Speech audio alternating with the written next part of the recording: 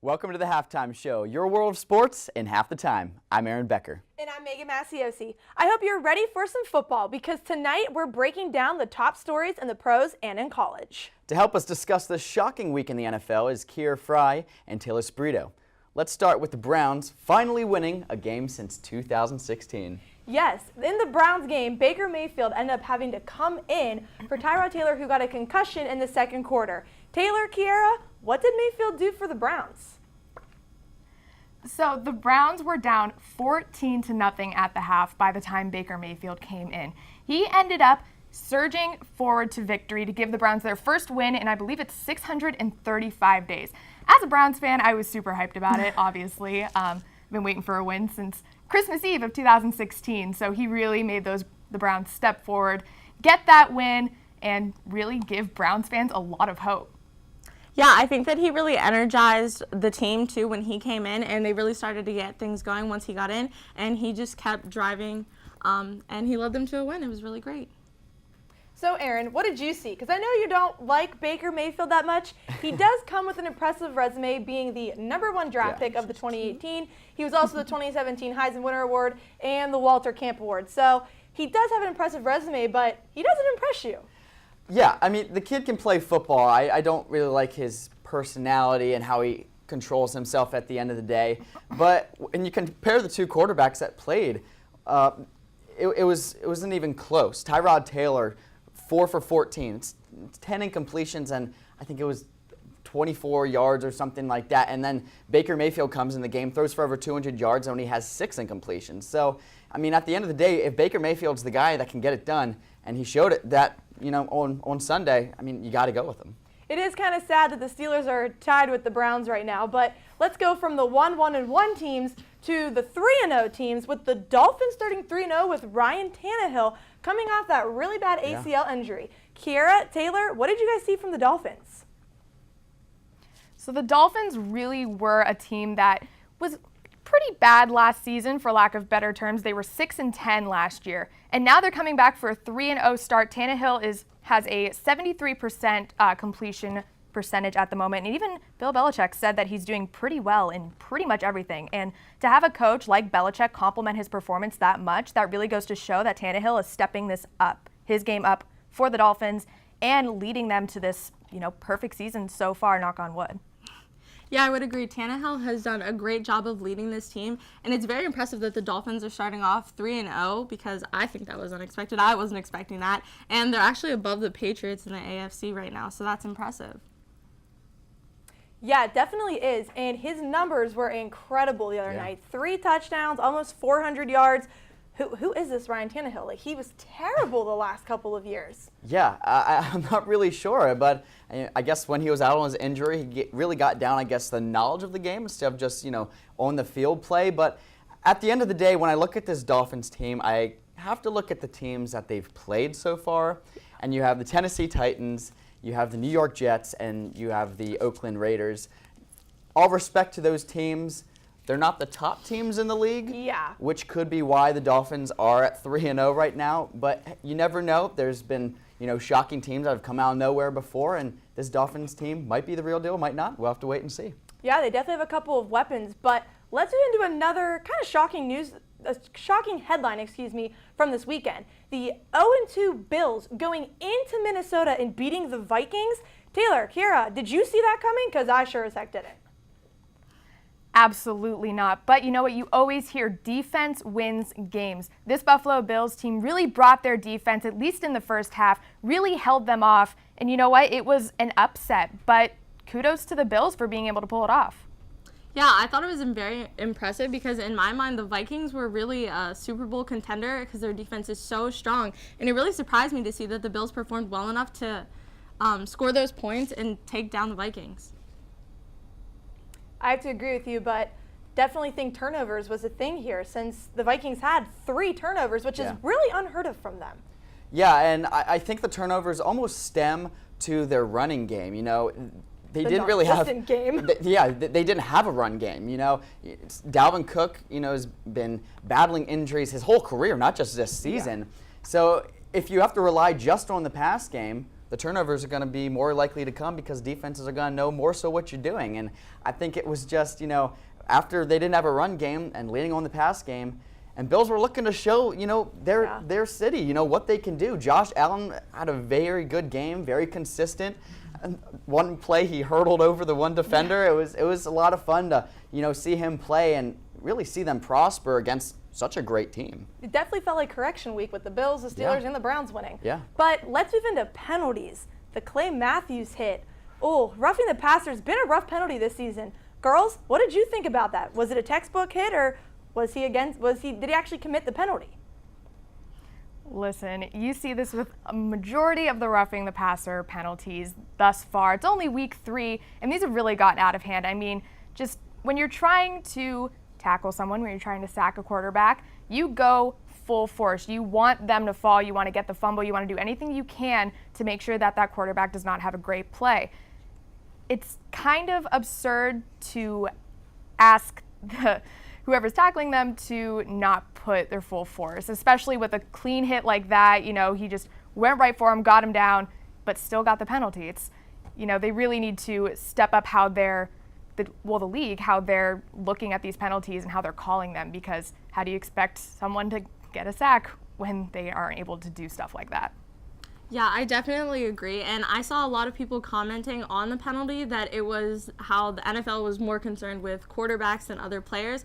And I can definitely see that because they're doing a lot to protect the quarterbacks, especially with the roughing the passer calls. And I think that they need to pay more attention to all of the players and understand that it's hard to get a tackle or a sack without being forceful.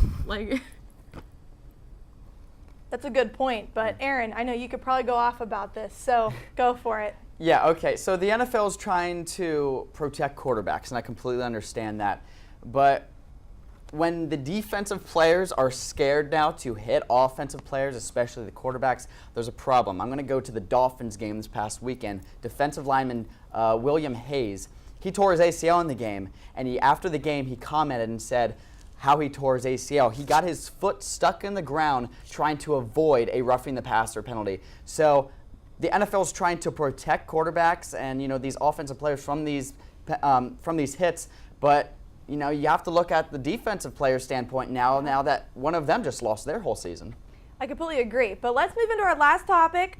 Carson Wentz finally returns to the field, and his very first drive scores a touchdown. Girls, did he even miss a beat?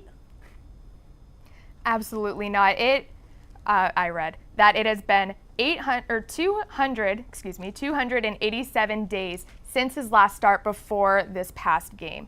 As long as he stays healthy with his previous torn ACL, he's going to do just fine. He's getting right back into the swing of things. Sure, he got an interception, but like you said, his first drive, he got a touchdown. Classic Carson Wentz, franchise quarterback, really can do no wrong here.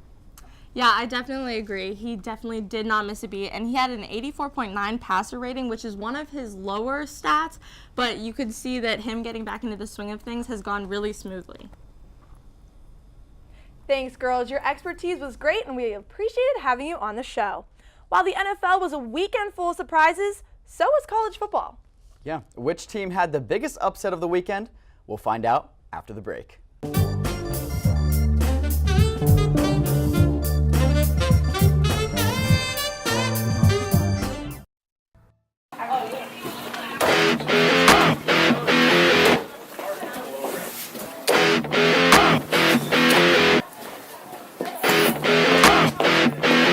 Let's go.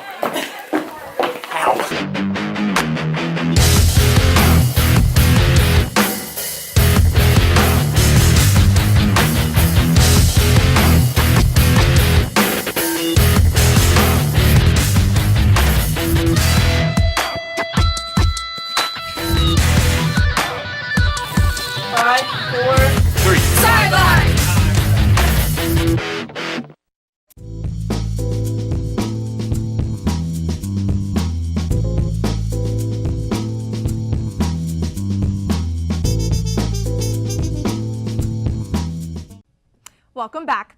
Tonight we have a new segment for you. This time last year, everyone became obsessed with Barstool Sports Saturdays are for the boys. So we decided to hop on that bandwagon. Here to break down everything college football is Aaron Becker, Jeff Dockham, and Colton DeBias. All right, guys, let's get it started. Biggest upset of the weekend has to be number 13, Virginia Tech, losing to Old Dominion. So let's start off. What happened in this game? Well, okay, here's the thing with Virginia Tech. I had them as a dark horse to win the ACC championship this year. I mean, like Pitt. over We'll get to Pitt. We'll get to Pitt later. I'm not done yet with those boys.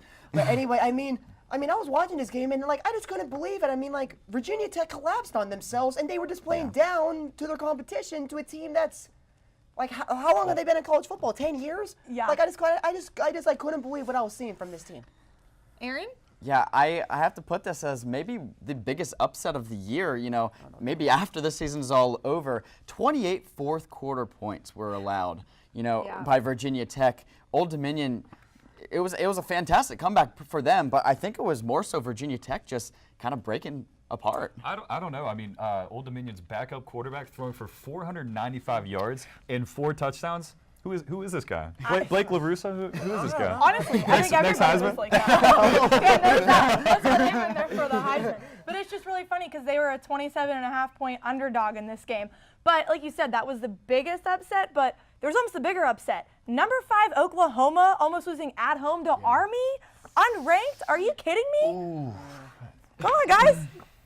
Okay, personally, I don't think Oklahoma's gonna take a black guy over this. I mean, like the fun thing about college football is you fight, and that's exactly what Army does. Like it's in their name. Like no matter who they're playing, like they fight to win football games, and that is exactly what they did. Oklahoma definitely shot themselves in the foot a little bit, but Kyler Murray is a beast. I have him as the front runner for winning the Heisman right now. I mean, he threw for 165 yards, 3 touchdowns. He had an interception, but I think he made up for it rushing for 71 yards on 7 carries. I think, he had a pretty good performance, although, I could have been better, yes, but the offense shot themselves in the foot, though. This was the lowest passing since Trevor Knight in the 2014 loss to Clemson in the Russell Bowl. Come on! Come on! Disappointed in Oklahoma. And I'm even more disappointed that they only dropped from 5th to 6th in the rankings. Yeah. Are you kidding me? All right. Still won, though. But let's move in. Number 7, Stanford at number 20, Oregon. What did we see there? Because, Oregon was winning. Yeah, I saw Oregon's Dylan Marshall go off for 239 yards, but it wasn't enough. And I think the really difference in this game was Oregon turned the ball over 3 times, Stanford, 0. Two of those turnovers were in the red zone. Yeah. One of them costed them the game in OT. Yeah. So, I mean, watch out with those interceptions, Oregon. You better. What about you, Cole? I also want to echo what those two says. I mean, well, at least the game lived up to the hype. I mean, after all, this was on ESPN's College Game Day. Everyone was talking about this game, and I kind of got a funny about this game. I mean, I was watching Iowa and Wisconsin with my grandfather, and I was like, I'm gonna see what the score is. So I flipped the channel real quick, and then I saw Oregon was gonna get a first down. It's like, game's over. And then I checked 20 minutes later. I mean, like you cannot turn the ball over in that situation. And here's the thing: the defense had their chance. The defense had their chances to save them. I mean, like they were only like Stanford starting on the 30-yard line when that happened. But I mean, they just couldn't get the job done. All right, finally. I'm sorry, but we have to go talk Pitt UNC. Pitt, I'm sorry, I love them. They cannot play a second half. They can't. They just can't. PSU, Albany, are you kidding me? Man, let me tell you something. I'm an avid Pitt fan. Let me tell you something. I am so disgusted about what I'm seeing from this team right now. The thing that Pat Narduzzi says to their players is that after halftime, it has to be a 0-0 mentality. I'm not seeing that this year. I mean, I didn't see it with Albany, and I didn't see it with Penn State, which I am still not over about. Definitely didn't see it with Penn State. But that wraps up this week's Saturdays Are for the Boys. Don't worry, they'll be back again in 2 weeks with more rankings and more upsets. But now, let's transition in and let's see what happens this Saturday and who falls in the rankings. Now it's time to bring back a fan favorite from last season. There were many injuries this weekend in the NFL, and we're going to tell you all about all of them. The catch? We'll do it in a minute. Timer ready? Go. So the San Francisco 49ers quarterback Jimmy Garoppolo tore his ACL in their loss to the Chiefs this Sunday. Garoppolo is out for the rest of the season, and 49ers will look to replace the man they paid $137 million. The LA Rams remain undefeated entering Week 4, but lost cornerbacks Aqib Talib to a high ankle sprain and Marcus Peters to a calf injury. The Atlanta Falcons continue to struggle as they lost safety Keanu Neal for the season to a torn Achilles Sunday. And the Miami Dolphins defensive lineman William Hayes tore his ACL on a play that is gaining a lot of attention. Hayes said he got caught in the ground when trying to avoid a roughing the passer call. These penalties are at an all-time high right now in the NFL as they're trying to take a contact game of football to a non-contact game. But you know what? We'll save those for when we have more time because we only have a minute. That's true. Thanks for joining us at the Halftime Show. Next week we'll break down the MLB playoff teams and the NFL's new rules. Plus, hockey season is right around the corner. We'll catch you up on all of the off-season trades and signings. We'll see you next time.